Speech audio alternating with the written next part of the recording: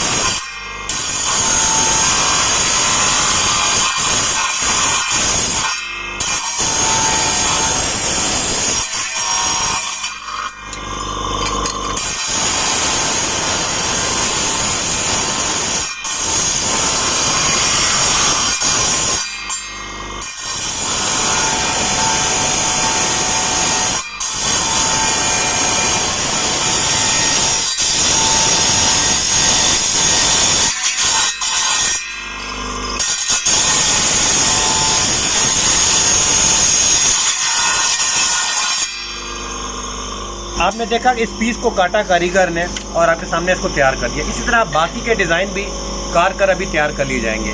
पत्थर की तराश खराश में लाहौर के इचरा बाज़ार के कारीगरों को कमाल मलिका हासिल है।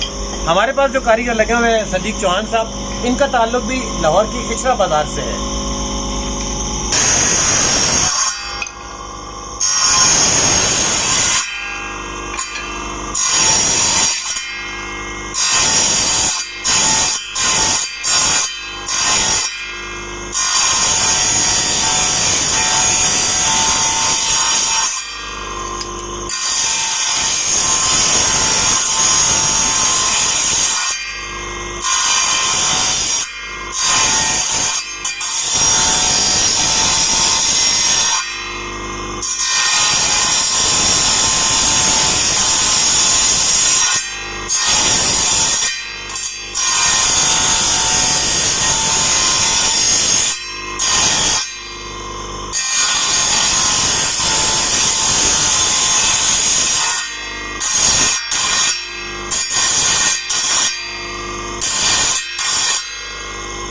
ये पत्ती आपने देखा, ये पत्ती इन्होंने काट कर तैयार कर दी। इसी तरह बाकी के इश्काल की तमाम जो पत्थर हैं वो काट कर तैयार कर लेंगे।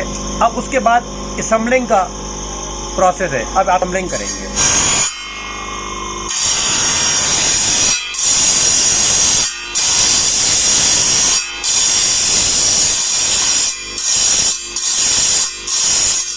मुख्तलिफ़ किस्म की जो पत्तियां हैं, जो डिज़ाइन के पत्थर आपको रिक्वायर्ड है इस फूल को बनाने के लिए, उसे काट कर तराश कर तैयार कर लिया गया है। अब इसका असम्बलिंग का प्रोसेस शुरू होगा। आए देखें कारीगर को कैसे असम्बल करते हैं। इसकी असम्बलिंग के लिए भी ज़रूरी है कि इस फूल के पीछे बैक मौजूद हो। इसकी बेस बनाई गई है। एक जो सस्ता मटीरियल होता है मार्बल का, उसको इस्तेमाल किया जाता है। उसके ऊपर इसके ऊपर जो महंगे और अच्छे पत्थर होते हैं उनसे इनकी पत्तियाँ काट कर और उसकी असम्बलिंग की जाएगी। एक बात बहुत अहम है जो मैं आपसे कहना चाह रहा हूँ कि ये जो फूल के अंदर पत्थर इस्तेमाल होते हैं, आम तौर पर लोग ये कहते हैं कि शायद ये छोटे पीस हैं, ये इनके वेस्ट में से बन जाते हैं। ऐसा हरगिज़ नहीं है। वेस्ट में से फूल बनेगा ज़रूर, लेकिन वो वेस्ट शक्ल का ही होगा, कोई इतनी अच्छी शक्ल का नहीं होगा। बहुत अच्छा फूल बनाने के लिए पत्थर की क्वालिटी और बहुत ही चुनाव किया हुआ, बहुत ही सिलेक्टेड किस्म का पत्थर इस्तेमाल किया जाता है। अब आपके सामने असम्बलिंग हो रही है, कारीगर मुख्तलिफ़ किस्म की जो शेप्स काटी हैं उनकी असम्बलिंग का प्रोसेस जारी है।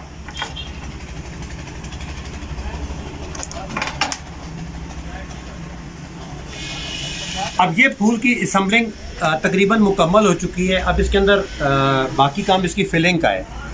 ये फूल का साइज़ जो है ये 3 बाई 3 का कहा जाता है, यानी 3 फुट का फूल कहा जाता है। तो अब चूँकि टाइल का साइज़ रिसाइज होकर 11.5 इंच होता है, अब 3 × 3 यानी 9 टाइल की जगह इस फूल ने लगाया, तो ये 34.5 इंच बाई 34.5 इंच इसका रेडी साइज़ होगा। अब इसके अंदर कारीगर जो हैं वो जो कलर हमें इजाफी देना है, रेज़न, यूरिया फॉर्मल्डिहाइड, उसकी फिलिंग की जाएगी। अब ये 3 बाई 3 का फूल जो है, ये नॉर्मल फूल तैयार होकर डिपेंड कर रहा होता है कि उसमें कितनी मेहनत है और उस पर पत्थर कैसे इस्तेमाल हो रहे हैं, तो उसकी कॉस्ट उसी हिसाब से वेरी करती है। ये फूल जो आपके सामने है, इसको अगर हम अब तैयार कर लेंगे तो ये तकरीबन 8,000 रुपये का तैयार होगा।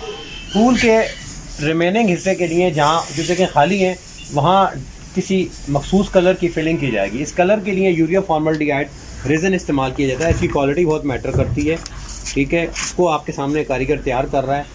अब हमने इस फूल की जो रिमेनिंग पार्ट है उसको ब्लैक करना है, तो अब इसको ब्लैक रेज़न तैयार किया जाएगा। ये रेज़न फाइबर ग्लास बनाने के अंदर भी इस्तेमाल होता है। ये आपके सामने उसका जो कीमियाई अमल है वो मुकम्मल कर रहे हैं। जब ये रेडी हो जाएगा और फिर इसमें कलर दिया जाएगा। कलर देने के बाद फिर इसके अंदर इसको सेट किया जाएगा।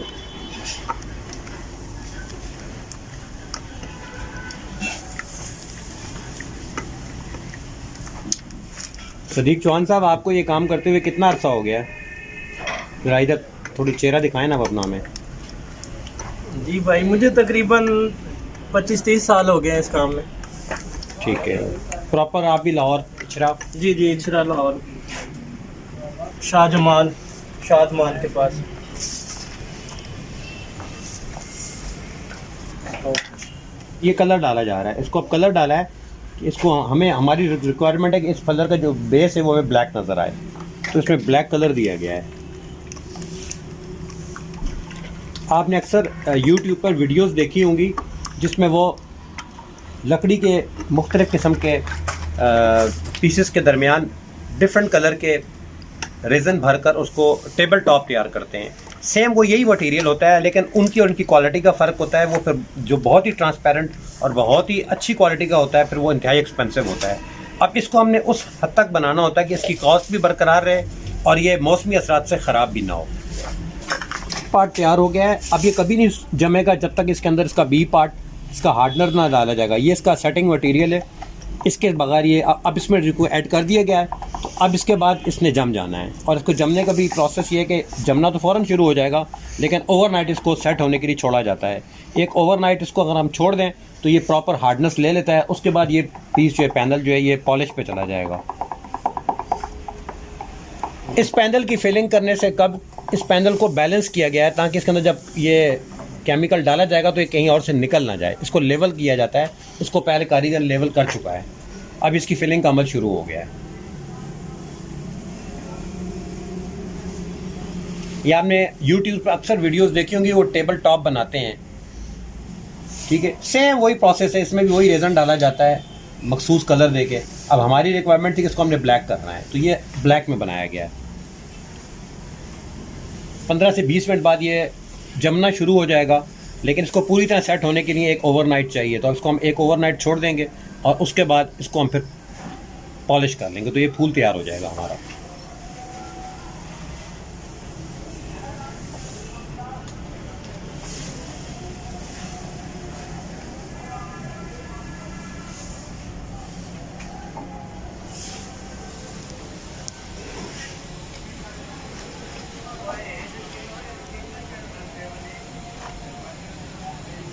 अब बाज़ारन तो देखा ये जा रहा है कि इसको बस वो उंडेले जा रहे हैं और तैयार हो जाएगा। नहीं, इसके लिए भी कमाल महारत चाहिए। आप डालते हुए गलत भी डाल सकते हैं, ज़्यादा भी डल सकता है। किसी साइड अगर ज़्यादा गिर गया तो वो यहाँ से ज़ाया हो जाएगा। इन तमाम चीज़ों को मद्देनज़र रख के कारीगर खुद इसे अपने हाथ से और समझ कर डालता है इसे।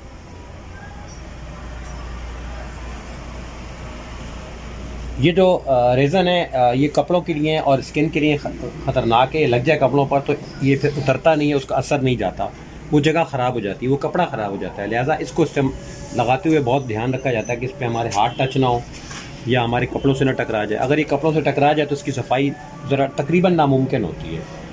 वही प्रोसेस है इसके डालने का जिस तरह आपने यूट्यूब पे अक्सर उनके टेबल टॉप बनाते हुए देखा है। फ़र्क सिर्फ इतना है कि उनके पास ज़रा जदीद मशीनें होती हैं और हम ये सारा काम मैनुअली हाथ से कर रहे होते हैं।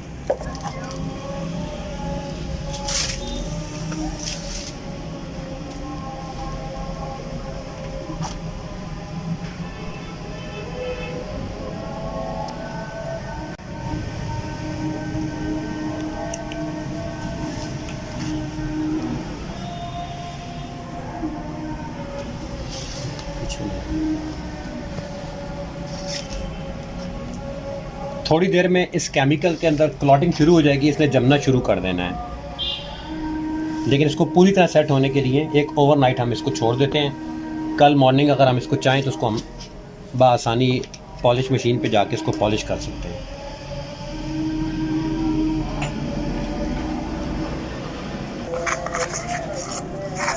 ये हाथ से इसको अब लेवल कर रहे हैं ताकि इसकी कोई एरिया खाली ना रह जाए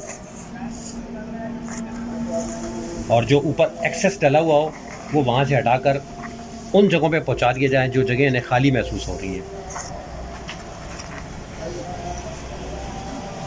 ये आपने देखा इसकी क्लॉटिंग हो रही थी, ये क्लॉटिंग होने की वजह से बीच में क्लॉट हुआ।